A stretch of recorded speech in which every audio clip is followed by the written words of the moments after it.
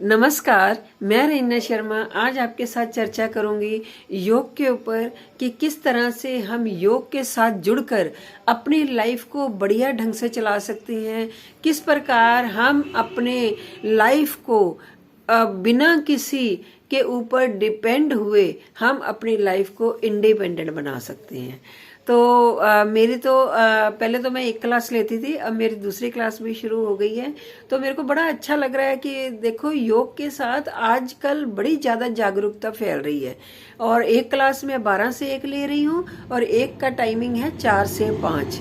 तो बड़े मेंबर जुड़ रहे हैं साथ में, बड़ा अच्छा महसूस हो रहा है कि अगर आपने लाइफ में कुछ अचीव किया है या योग के साथ जुड़े हो तो किस प्रकार से आप लोगों के रोगों को दूर कर सकते हो। अपना शरीर तो ठीक रहता ही रहता है, मगर इसके साथ ही अगर आप उन लोगों की बातों को सुने जो बेचारे बीमार रहते हैं और उनका समाधान निकालें कि वो क्या क्या करें कि उनका शरीर जो है पूरी तरह से ठीक रहे, तो मेरे को लगता है कि ये मन की खुशी इससे बढ़िया और कोई नहीं हो सकती।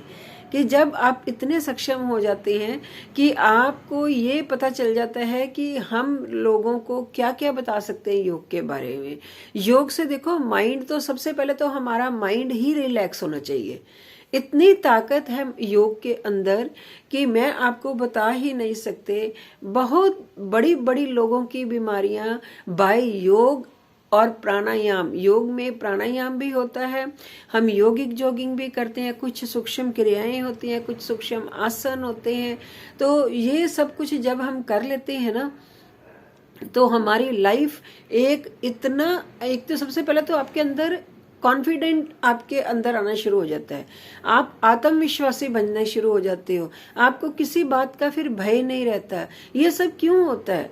क्योंकि आपके मन से हर प्रकार का डर निकल जाता है। नहीं तो जो मन का डर होता है ना, ये लोगों से भी ज्यादा बुरा होता है। लोग आपको इतना ओवर वो करना शुरू कर देते हैं, डराना शुरू कर देते हो कि कई बार लोग अपना लाइफ को खत्म करने तक के सोच लेते हैं।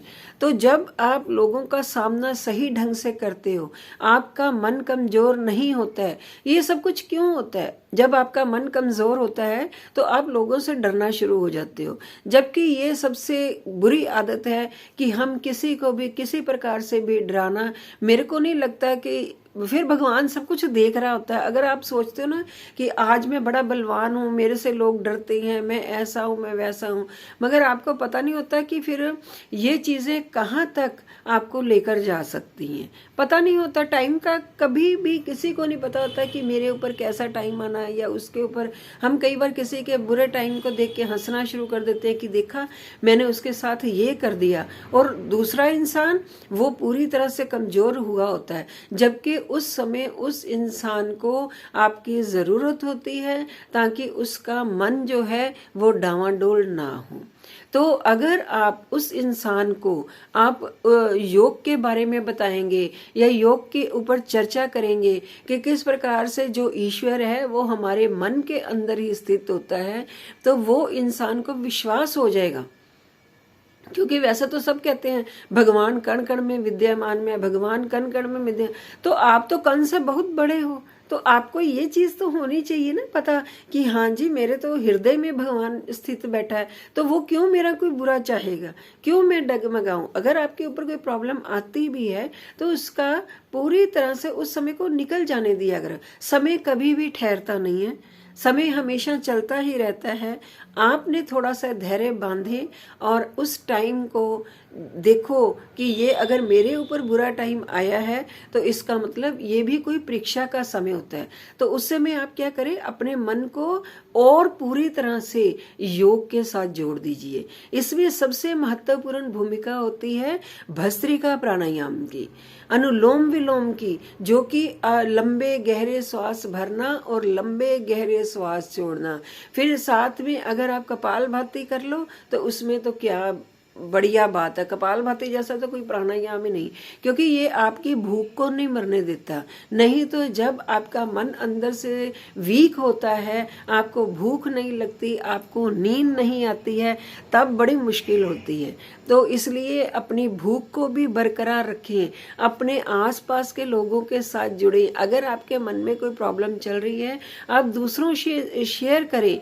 शेयर भी उसके साथ करनी है, शैतान लोगों से नहीं। जो आपका बुरा चाहते हैं उनसे तो बिल्कुल दूरी बनाकर रखें और उनको ईश्वर के हवाले छोड़ दें। हाँ, जो आपका बिल्कुल विश्वासी होता है उसके साथ कम से कम आप अपने मन की बात जरूर शेयर करें, ताकि आपके मन को कोई समझने वाला हो। जो इंसान आपके मन को समझेगा, जो आपके साथ चलेगा, वही आपका सचमुच में सच्चा साथी होता है। इसलिए कभी भी अपने मन को मत हिलने दें, कि आप स्थिर रहें और उस परमात्मा के ऊपर पूरा विश्वास रखें। जो योग है ये हमें एक किस्म का ईश्वर के साथ भी जोड़ता है, वो भगवान के साथ जोड़ता है आपको, और आपको अंदर से एक अलग अनुभूति आनी शुरू हो जाती है। जब आप सोचोगे कि मेरे अंदर ईश्वर है, तो इसका मतलब क्या हो जाएगा? अगर भगवान का निवास आप अपने हृदय में मानोगे, तो इससे क्या हो जाओगे? आप आत्मविश्वासी तो बनोगे ही बनोगे। आप पूरी तरह से आपके जो इरादे होते हैं वो मजबूत बनने शुरू हो जाते हैं। आपको कोई फिर हिला नहीं सकता, आपके मन को कोई कमजोर नहीं कर सकता।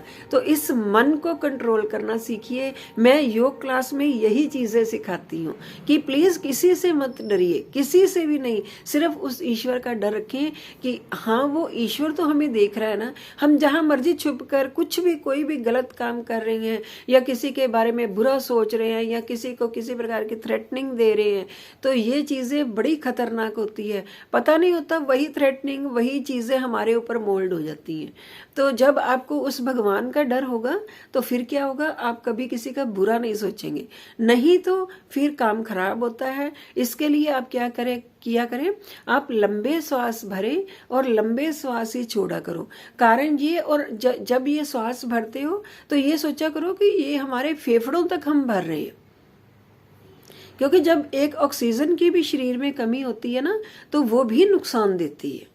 शरीर में जब ऑक्सीजन की कमी हो जाती है तो कई बीमारियां घेरा डाल लेती हैं शरीर के अंदर। तो वो शरीर के अंदर फिर बीमारियों का घर नहीं बनता।